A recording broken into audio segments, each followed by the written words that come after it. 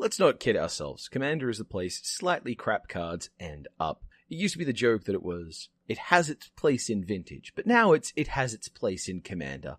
Commander is a format designed to be played casually, in large groups, and with high variance, so it's entirely possible to put cards in your deck that you know are complete carries, or have niche applications, and for it all to work out in the end. Part of what Commander does for legendary creatures then is to create a space where even the dodgiest creature can be viewed in terms of its color identity and the type of decks you can make if you guarantee you draw it every time. Problem is, there are a lot of cards that probably only have a home in Commander that don't really work in Commander, despite having some reason you might want them to. Wizards are known to produce second and third versions of legendary creatures to bring old story characters forwards into new design space. Hi Taser, hi Obsidat, or is it just the odds of? But a lot of this list are languishing back behind either old ideas or near misses. Here then is an arbitrary list of 5 Magic the Gathering legendary creatures who, as much as we may love them, probably deserve a second card. The Brothers Yamazaki. We'll start with an easy one here. The Brothers Yamazaki were actually pretty cool in Standard in their time, until we all realized that there was Gifts Ungiven to be played in Heartbeat of Spring combo, but the Brothers Yamazaki are one of those cards with a real cool beta version of a mechanic. The Brothers Yamazaki are very cool, but you need 2 copies, and only 2 for them to work. In Commander, a Highlander format, that's just straight up not going to happen. Your reward for assembling these 2 components is a pair of 4/3 Bushido 1s with haste for 6 mana, which isn't likely to set the world on fire in a land of dragons and board wipes. Still, the flavor of having a pair of brothers fighting back-to-back on the battlefield is pretty dang cool, and unlike the other cards with the mechanic, there's precedent for this pair of bros to have partner. Maybe we could see 2 base red legends in a Commander product that expand on our Yamazaki and siblings. Heck, maybe there could be a whole family Yamazaki and partners that play with this idea so you can pick your poisons. Kentaro the Smiling Cat. I swear we're not just going to live in Kamigawa for this video. Kentaro the Smiling Cat is one of the sad reminders that Kamigawa didn't just come out of a set that was trying to destabilize power levels after Mirrodin and Darksteel, but was also a set designed when world design simply had less resources than they do now. Filling a set with legendary cards meant every single card suggested a story, suggested an important story. I've read the novels, and I don't remember Kentaro here showing up at all, which is a bit sad because there seems to be something going on with a name like that. Kentaro is a samurai lord. He lets white decks run samurai of any color without polluting their mana base, which is neat if he didn't come out in Kamigawa, the period where there were some truly dizzying mana fixing cards in other colors, and if the samurai colors he wanted to represent weren't everything but blue, which is weird in its own way, but that's a different video. Fact is, in Commander, Kentaro can't smooth over your samurai casting because he's white and doesn't reference any other colors in his text box, meaning he can't command a deck with anything in it but white creatures. There is a way to handle this. Look at Gonti, Lord of Luxury's template for an example, but it would technically be power level errata. If you want to make a white-based commander who enables an entire deck of samurai that can work under Commander's oddball rules, you're going to need to take a second pass at this character. I'm just saying, Return to Kamigawa wouldn't be a good idea for a standard set, but you might have some cool stuff for a Conspiracy or Commander set. Anax and Symede. A red card, a white card, a red and white card. Anax and Symede are just a little bit of a bummer on the flavor stakes.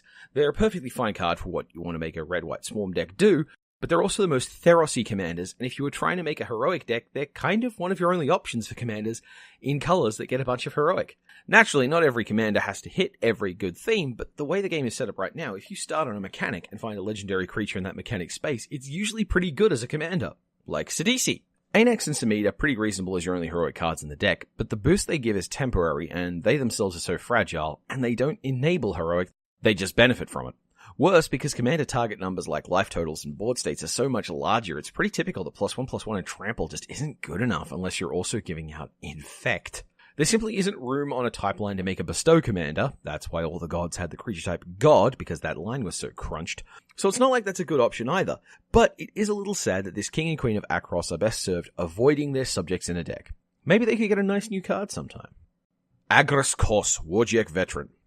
And another red-white card. One of the long-standing complaints in Commander, aside from red doesn't get enchantment destruction, which is false because they do, they just don't want to pay the highest mana cost for spells that let them push the edge of the color pie, fight me, about red-white commanders, whenever they're spoiled, is they primarily are just creatures that attack and block. While I have my own complaints on that front, I at least respect that most of the red-white commanders that attack and block, like Tajika the Legion and Kalemne Disciple of Erois, now there's a Theros commander for attack decks, attack and block well, and that's the primary thing they do as creatures. Agrus here is stuck between 2 rocks and hard places. First, he was made back in Ravnica 1, a period when our standards for creatures that attacked and blocked were generally lower because we weren't very good at balancing things. Remember, they printed Dredge in this set. He's a 3/3 for 5, who at best is a 5/5 for 5, and that's only when he attacks. Dying to bolt with a trigger on the stack is no way to go through life, son. But so what? Tybor and Lumia suck too. It's not like every crap Ravnica guild lord deserves a second look. Yes, they do. The thing is, Agrus Kos is in the books. We have an idea of his personality. We know what he's like. We know what he does. And while he may be a fighter, he's also a detective. A real hard-boiled gumshoe who can bring to bear Boros Legion fighting stock. We even have a mechanic for a character searching for clues now. Investigate. Agrus deserves more than he got, and we should revisit him now we've got a handle on better ways to handle creatures like this. Just saying. Harkon, Stromgald Scourge. Harkon, which I'm told is pronounced Håkon. Håkon. Håkon. Håkon. Håkon is one of the best, worst options for this exercise. Håkon is really interesting commander who holds up some of the commandery ideals of giving you a direction to build with. He has a drawback to keep the game from being too static, and he's a decent body for his cost, though by no means a game-ending commander compared to things like Karthus of Jund. But that casting restriction. If you're curious, you can cast Håkon in Commander, but you need to interact with cards that let you put him into your hand first, which is Death Wish, Mastermind's Acquisition, and Command Beacon, and then you have to discard him. That's not a big list, and if you want to search those up, you probably want to go search up any card, and if that's the case, you could just, say, speculatively, play Sidisi as your commander, and then use her exploit ability to search up Håkon himself. Personally, I'd suggest that the thing you need for Håkon isn't so much a second printing or a retry of the effect as much as maybe printing a support commander for him, some basic knight that lets you tutor Håkon into the graveyard that's only useful for commander. But maybe I'm full of huckleberries. What about you? What are some characters and cards you'd like to see revisited and made into commanders that are, good?